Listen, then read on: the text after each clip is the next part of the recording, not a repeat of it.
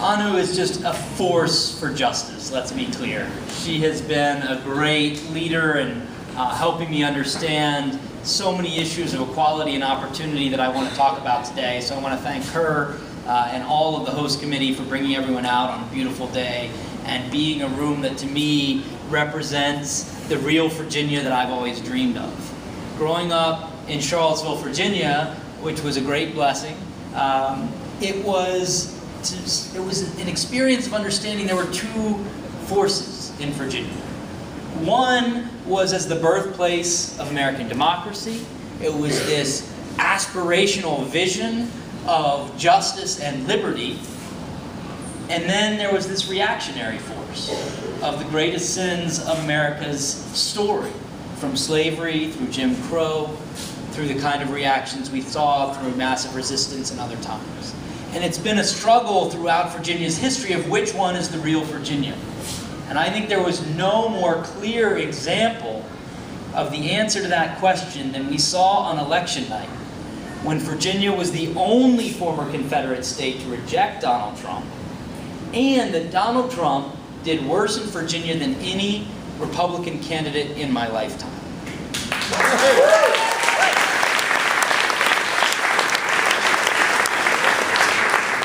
Virginia today is an inclusive Virginia. And we saw that, and we continue to see that in the amazing and inspiring resistance to some of the terrible things that we're seeing from President Trump. Like many of you, I'm guessing, I was out at Dulles Airport a couple of the nights after the travel ban was announced by President Trump. And what I saw there was incredible. It's not often that you see people go to Dulles Airport when they don't have to go to Dulles Airport. And in addition to the hundreds of people that were out to show that Virginia and the United States will remain a beloved community that cares about its Constitution, there were probably 100 lawyers there, mostly pretty young lawyers. And I interviewed them, and almost all of them were from Virginia. But they had roots. Their families had roots in over 20 different countries around the world. And they sat there that day and knew that they were as Virginian and as American as anyone else in that airport, and they were not going to let our Constitution and our rights be trampled on by this madman in the White House. That is the real Virginia. People who come here as a land of opportunity and own the narrative of what goes forward. And it's the story in a small way of my family. My father was the son of Italian immigrants. Ended up in West Virginia. Many Italians ended up out there in the coal mines. They didn't have much, but he got a local scholarship to come across the mountains to go to the University of Virginia. And that was the opportunity he needed to become a doctor and to raise his family in the beauty of Charlottesville and Albemarle County. And that's all anyone in Virginia wants, is that chance for a decent education, a chance to be treated with basic dignity, and a chance to be able to provide for their kids a little more than they had for themselves. And that's the opportunity we have that's so exciting right now. Because I feel like that part of the Virginia story is in the ascendancy. But we do have forces pushing back on that, both from within and now from Washington. And that's why this race matters so much. This governor's race that I've decided to get into in the last month. Because we are a state that has been trending solidly in the blue direction, and a state with a very pragmatic tradition of common sense reforms, we face a ridiculously gerrymandered district that tilts our legislature all the way over to the right. It was written by my likely Republican opponent, Ed Gillespie, in order to make sure that common sense was defeated by the most extreme partisanship that we could face. And in Virginia, because we have that skewed legislature, we could see all of the terrible legislation that we saw in North Carolina go through in a single General Assembly session. We could see 20 years of progressive moves forward in Virginia reversed in a single General Assembly session if we don't have a governor there to veto this extreme and hateful legislation.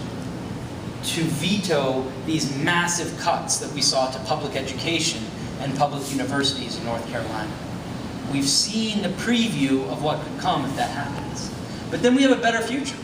which is where Virginians want to go, which is where we actually invest in infrastructure and invest in education and invest in opportunity and treat everyone with dignity.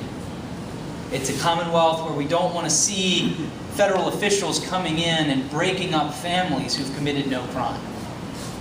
We see a very scary moment in this country right now in terms of the kind of politics being practiced from the White House down. But we see a resistance like I have never seen before in my lifetime. And it's a beautiful, creative, artistic, brilliant resistance. It's not a mindless reactionary nature. It's one full of humor and satire, one of creativity, of business leaders and innovators coming together to say we have come too far to go backwards in these directions. We are not going to stand by and allow this dehumanization of our brothers and sisters who may look a little different than we do. Part of why I decided to run after the election was that I've worked in other countries where I've seen racial demagogues rise. And I can tell you, when you see people threatening the Constitution and the rule of law, you do not give 1 inch to that. You do not try to embrace it with kindness. You fight it with uncompromising and fearless resistance. And that's what we must do. But we must be able to walk and chew gum as well. We have to resist the hate and the division that we see, while still having a positive vision of inclusive economic growth for everyone. We must continue to play defense because we have to when the most vulnerable among us are threatened. But we also want to make clear that we have better solutions for the economic anxiety that is felt today. And this is one of my frustrations I've heard from time to time, or had from time to time, with some of the Democratic Party. I don't think we just have a messaging problem. I don't think voters are just too ill-informed to realize how great we have been for them. And I'm talking about all across the country. We have managed the economy better. Our governors have done a better job of managing the economy. Our presidents have done a better job of managing the economy. President Obama prevented a second Great Depression from happening.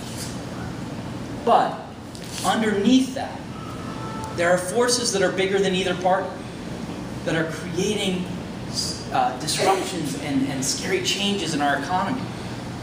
I was just talking to the Chantilly students about this earlier tonight from their robotics department.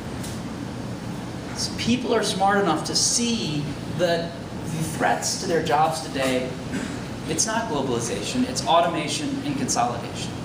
And people can feel it coming. Donald Trump talked about the 5.7 million manufacturing jobs that went overseas, but 85% of those jobs did not go overseas. They ceased to exist from computers. Now, computers are changing our lives. They don't make a good enemy, right?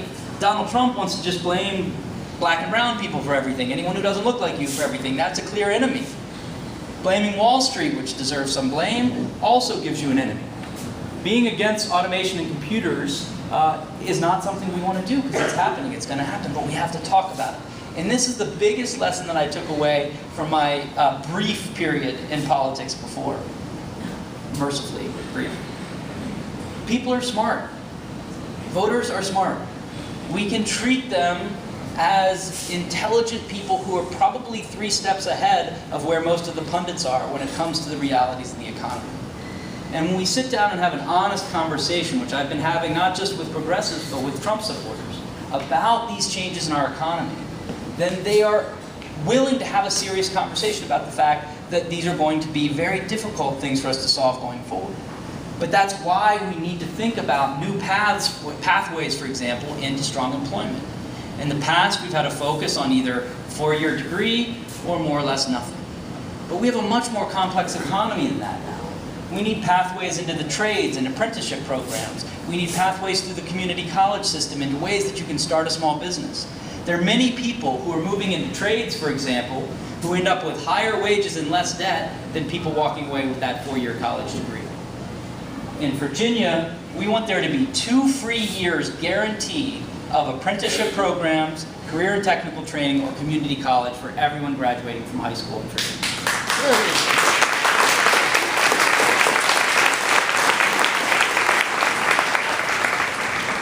We also need better ideas about what are going to create the jobs of the future. And one you may have heard that I commented on this week, where I came out against 2 pipelines that have been proposed by Dominion Power to cross through some of the most beautiful parts of Virginia.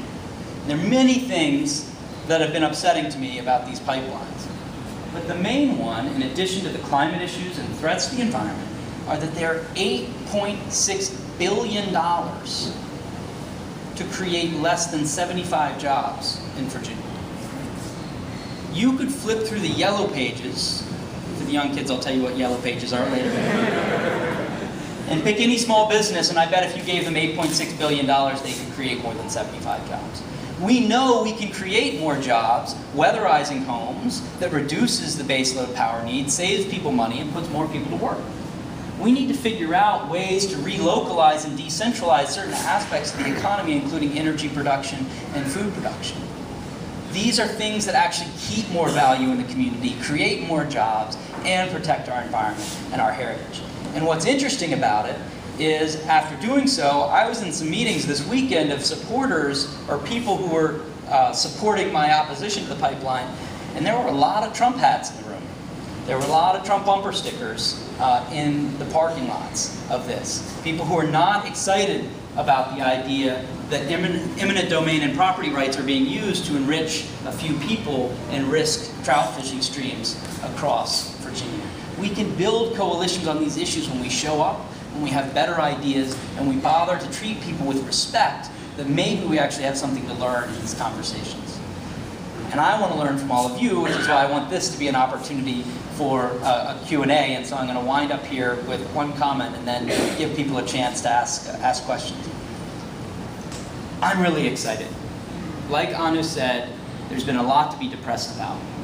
But the cool thing is, the more time I spend with citizens across Virginia, the more optimistic I get. We are the majority in Virginia. Progressives are the majority in Virginia. Progressive values are clearly on the march in Virginia.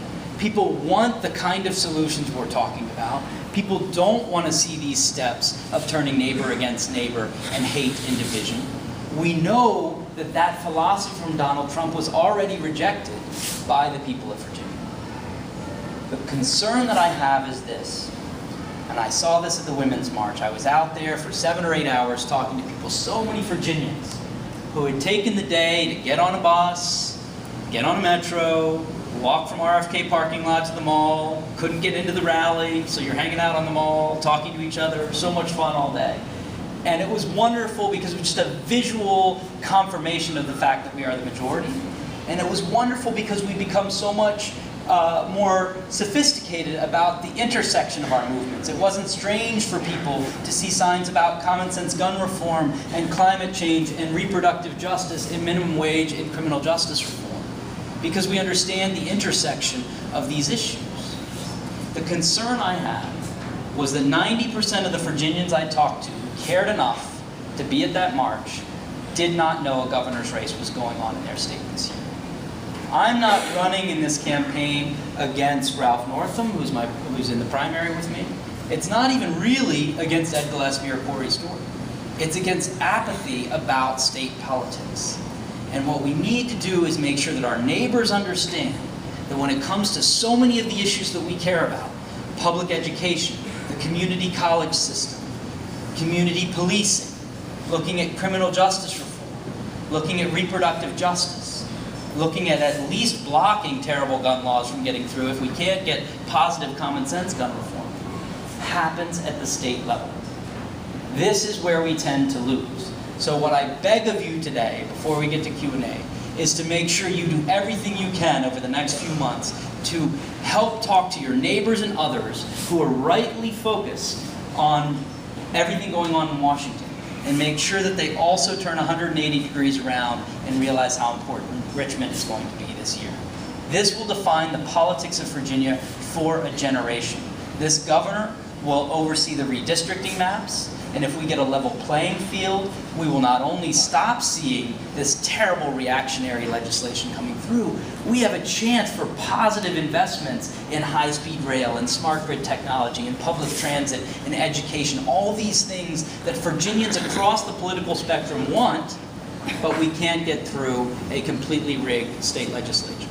So I beg of you, very pleasantly I hope, to take this election seriously, to get involved, to help us out, and to make sure others understand the importance of state elections. So thank you very much for coming, and I will hand the floor over to you.